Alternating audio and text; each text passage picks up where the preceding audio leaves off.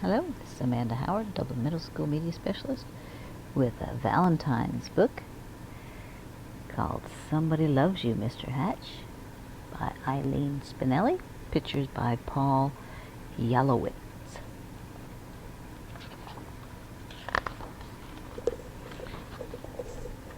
Mr. Hatch was tall and thin, and he did not smile.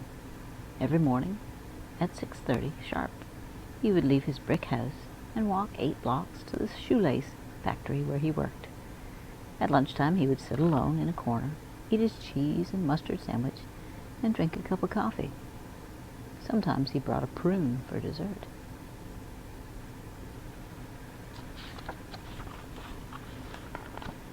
After work he would make 2 stops, at the newspaper stand to get the paper, and at the grocery store to buy a fresh turkey wing for supper.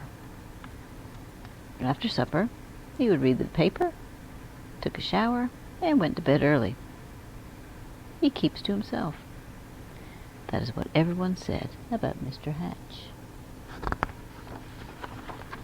One Saturday, when Mr. Hatch stepped onto the porch with his dustpan and broom, he got a surprise, a package wrapped in brown paper. He had never spoken to the postman before. "Thank you, Mr. Goober," he said. Mr. Goober smiled. "You're welcome. I always enjoy delivering packages." Mr. Hatch tore the brown paper off. Inside was a white box, which he opened to find another box. This one was heart-shaped, all satiny red with a pink bow on top. It was filled with candy. Something fluttered onto the porch floor. It was a little white card. He picked it up, and it said, "Somebody loves you." Only then did he remember that this was Valentine's Day.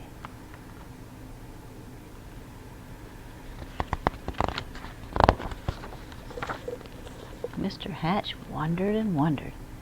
Now, who would send this to me? He was all alone. He had no friends, and yet someone had sent him a valentine. Who? He put the box on the coffee table and tried to do some dusting, but every time he left the room, he had to keep peeking to see if the box was still there. He dusted and dusted, and the dust cloth seemed to whisper, "Somebody loves you. Somebody loves you." At last he flung the dishcloth away and exclaimed, "Why, I've got a secret admirer." And then he did something he had never done before. He laughed. He laughed and danced and clapped his hands. And then he took a piece of candy from the box and ate it.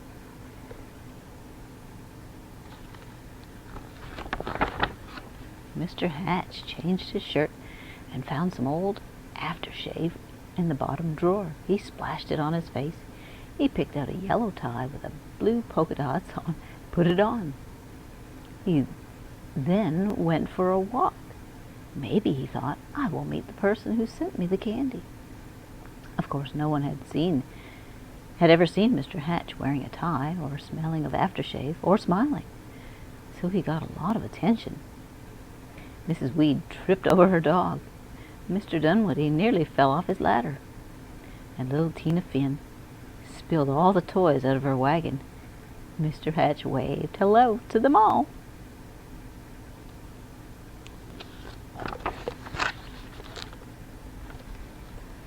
On Monday, it was back to work. At lunchtime, Mr. Hatch sat in the middle of the cafeteria. He spoke to everyone and passed out chocolates from his heart box. On the way home, as usual, he stopped at the newsstand. Mr. Smith handed him the usual newspaper. "I think I'll have a pack of mints," said Mr. Hatch, not as usual. Mr. Smith was shocked. "Was that you speaking, Mr. Hatch?" "Indeed it was," said Mr. Hatch. "I said I would also like a pack of mints. And if you don't mind my saying so, Mr. Smith, you don't look very well today." Mr. Smith recovered from his shock to reply, "You're right. I don't feel very well. I have a cold. I was supposed to go to the doctor's this afternoon, but the stand has been so busy I haven't had time." Mr. Hatch smiled. "Why, I'd be happy to watch the stand for you while you go." Mr. Smith could hardly believe his ears. "You would?" "Certainly, just show me what to do." And so Mr. Hatch ran the newspaper stand for an hour. He wondered if any of the women who stopped by to buy a paper or magazine or a candy bar had sent him the mysterious Valentine.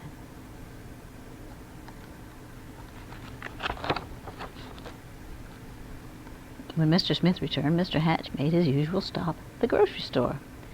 "I'm a little tired of turkey wings," he told Mr. Todd. "I think I'll have a nice fresh slice of ham." Mr. Todd weighed the meat and wrapped it. "You look worried," said Mr. Hatch. "I am," said Mr. Todd. "My little girl is late. She hasn't come home from school yet, and I can't leave the store to look for her until my wife arrives." "Goodness! Why didn't you say so?" said Mr. Hatch. "I will go look for her." And so he walked to the school, found the little Melanie Todd by the swings, and brought her home. Thank you," said the grocer. "Any time," said Mr. Hatch. After supper, Mr. Hatch did not bother to read the paper.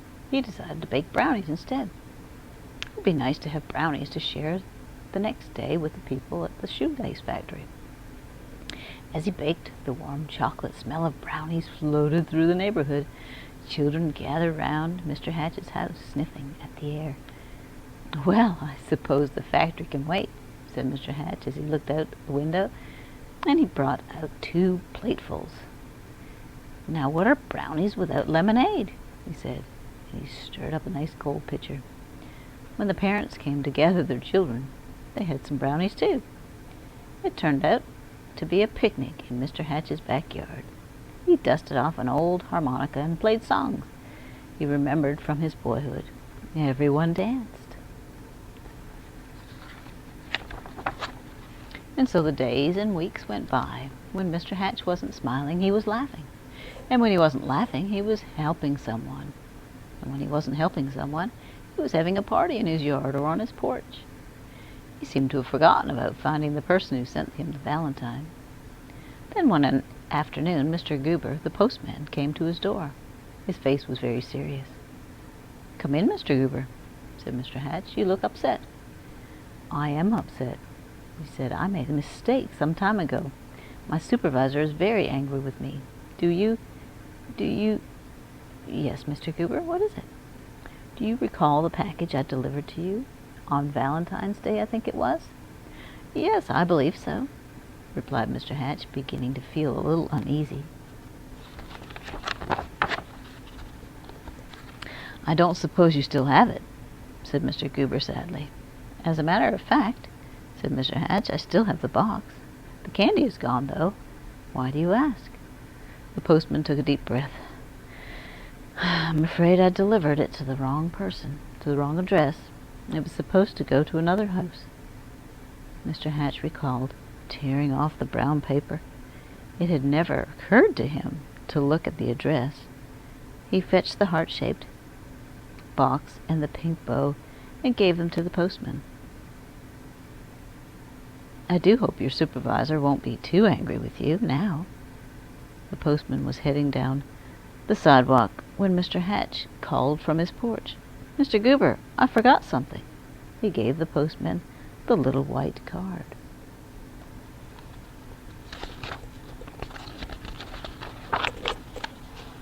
Alone in his living room, Mr. Hatch sighed. Nobody loved me after all. Then he read the paper, took a shower, and went to bed early. The next morning at 6:30 sharp, Mr. Hatch left his brick house and walked 8 blocks to the shoelace factory. At lunchtime, he sat in the corner by himself, ate his cheese and mustard sandwich, and drank a cup of coffee.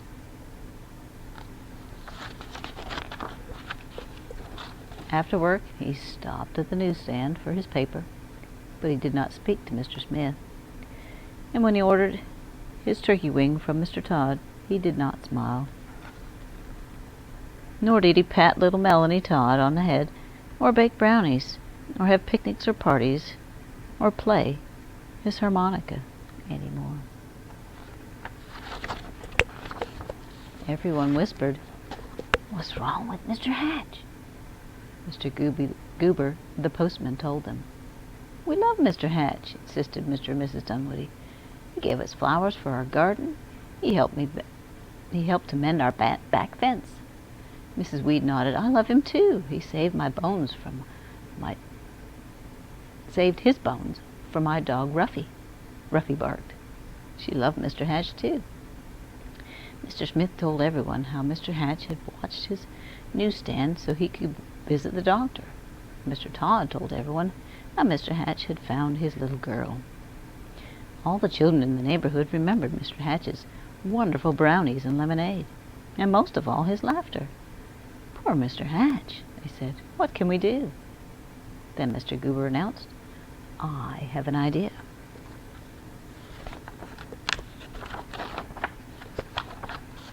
On Saturday morning, Mr. Hatch woke up to a bright and sunny day. He put on his old overalls and went out to the porch with his dustpan and broom. He couldn't believe his eyes. All over the porch were red and white hearts and pink bows. There were boxes of candy on the chairs and yellow streamers flowing from the ceiling. And sticking up out of the mailbox was a shiny silver harmonica. The front yard was filled with people, happy, smiling people. They were holding up a huge sign with hand-painted letters, and it said, "Everybody loves Mr. Hatch." Mr. Hatch dabbed at a tear with his handkerchief. "I do believe somebody loves me after all." And then he smiled, and then he laughed, and then he hurried down to be with his friends.